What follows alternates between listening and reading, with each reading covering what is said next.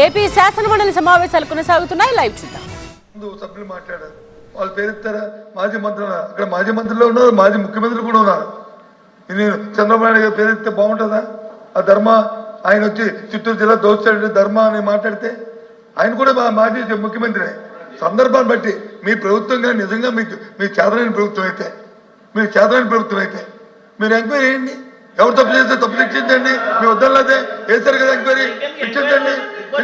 Report రానియండి శిక్షించండి. వద్దలేదు కదా, మేము ప్రభుత్వం మీ చేత ఉంది కదా అధ్యక్ష, ప్రభుత్వం చేత ఉంది.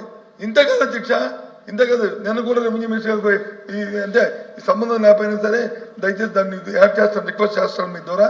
నేను కూడా ఒక లేఖ రాశాను, ముఖ్యమంత్రి రాశాను. ప్రతి ఒక్కరి మీద బురదల్లి పేపర్లను వచ్చి రాస్తే అధ్యక్ష, అదే ఆ ధర్మం కాదు అధ్యక్ష. అది ఎంకరేజ్ చేయండి. చేసిన తర్వాత తప్పులు జరిగితే ఆ తప్పులు శిక్షించండి, తప్పు కాదు. మేమందరూ రెడీగా ఉన్నాం. ఎవరైనా సరే, ఏ ప్రభుత్వం అయినా సరే, ప్రభుత్వం అనేది కంటిన్యూ ప్రాసెస్. అంతేగాని అదే ఎవరి మీద బురద తెలుపుతాము దాంతో దుర్చుకుండా కాదు. దయచేసి రికార్డుల నుంచి మాత్రం ఆ పేరు తొలగించండి. దాన్ని తొలగించే అధ్యక్ష. ఆయన వచ్చి ఎంక్వైరీ చేసి ఎవరు తప్పు చేస్తే తప్పు శిక్షించండి. వన్ మినిట్ దయచేసి పేర్లు మెన్షన్ చేయకుండా మాట్లాడమని చెప్పి తెలియజేస్తా ఉన్నాను. మీరే చెప్పారు చాలా వేలాది పిటిషన్స్ వచ్చినాయని. ఆ పేర్లని మనం చదవలేదు కాబట్టి చాలా పిటిషన్స్ వచ్చినాయి. కొంతమంది మంత్రుల మీద వచ్చి ఉండొచ్చు, మాజీ మంత్రుల మీద. పేర్లు మెన్షన్ చేయకుండా చేయండి. అడిషనల్ డీజీ సిఐడి పర్వ్యూలో ముందు చెప్పారు అధ్యక్ష.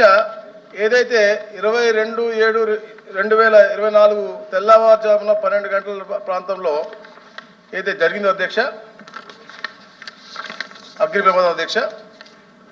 తర్వాత అధ్యక్ష మా నాయకులందరూ కూడా అక్కడికి వెళ్ళటం, డీజీపీ గారు అవ్వచ్చు, మా స్పెషల్ సిఎస్ గారు అవ్వచ్చు, అక్కడికి వెళ్ళిన తర్వాత తేల్చారు క్లియర్గా ఘటన జరగడానికి ఎట్టి పరిస్థితుల్లో కూడా ఎలక్ట్రిక్ షార్ట్ సర్క్యూట్ అనేది జరగలేదు.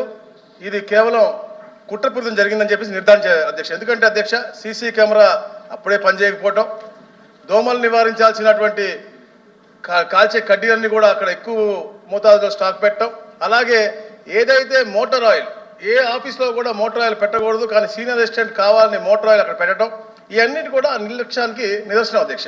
అందుకే అధ్యక్ష ఏదైతే కెమికల్స్ కూడా వాడారు అని చెప్పేసి ఫైర్ ఆఫీసర్స్ అంతా కూడా ఒక నిర్ధారణకు వచ్చిన తర్వాత అధ్యక్ష దాన్ని సిఐడికి ఇవ్వడం జరిగింది అధ్యక్ష. ఈ ఘటన జరిగిన తీరుపై ప్రాథమికంగా అంచనా ప్రకారం మాజీ RDO MS Murali, P Ramachandra Reddy, అంటే ఈ పేరు చెప్పచ్చు అధ్యక్ష, అది కూడా చెప్పకూడదు అధ్యక్ష, అలా అడగడం అధ్యక్ష. పిఏ తుకారాం ఆదేశాల మేరకు గౌతమ్ తేజ్ నాయుడు ఫైలు దహనం చేశారని చెప్పేసి తేలింది అధ్యక్ష. వీరంతా మాజీ మంత్రి గారి అనుచరులుగా ఉన్నారు. అయితే ఈ నేరారోపణ ఆధారాలు సహా విచారణ సిఐడి నిరూపించాల్సి ఉంది. అయితే అధ్యక్ష ఇప్పుడు పెద్దలు అడిగినట్టుగా అధ్యక్ష మదన్పల్లిలో రీవెరిఫికేషన్ అధ్యక్ష టోటల్ ల్యాండ్స్ అధ్యక్ష 13,445 ఎకరాలు ఉంటాయి అధ్యక్ష. లా ప్రకారంగా జరిగింది 8,882 అధ్యక్ష. లా ప్రకారం కాకుండా అన్లాఫుల్గా జరిగింది 4,563 అధ్యక్ష.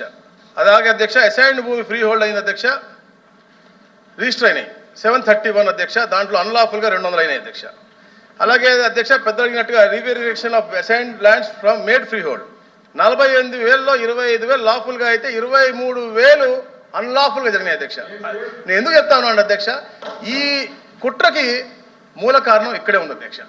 ఏదైతే అన్లాఫుల్గా చేశారో అవన్నీ బయటపడతాయని చెప్పేసి ఒక దురుద్దేశంతో ఇవన్నీ లింకులు కట్ చేయాలని చెప్పేసి సాక్ష్యాన్ని బూడిద చేశారు అధ్యక్ష. తప్పకుండా ఏదైతే బూడిద చేసినా కూడా మా కూటమి ప్రభుత్వం పటిష్టంగా ఉంది, మా అధికారులు పటిష్టంగా పనిచేస్తా ఉన్నారు. మా అధికారులు కూడా అక్కడికి వెళ్ళారు. తప్పకుండా సాక్షులను పట్టుకుని ఆ బూడిద నుంచి కూడా బయటకు తీసుకొస్తారు అధ్యక్ష. ఏదైతే 2,443 ఫైల్స్ దగ్ధం అయినాయో బ్యాక్వర్డ్ ఫార్వర్డ్ ఇంటిగ్రేట్ చేసుకుని అన్ని ఫైల్స్ కూడా రిట్రీవ్ A to Z అన్ని కూడా రిట్రీవ్ చేసాం అధ్యక్ష. దాంట్లో ఉన్న దోషులు ప్రతి ఒక్కరిని కూడా వాళ్ళు చెప్తా ఉన్నారు, పేరు చెప్పొద్దని, కానీ తప్పకుండా ప్రతి ఒక్క దోషుల్ని కూడా రాబోయే రోజుల్లో మా సిఐడి అరెస్ట్ చేస్తుంది అధ్యక్ష. థ్యాంక్ యూ అధ్యక్ష. Question number 13558 minister for agriculture.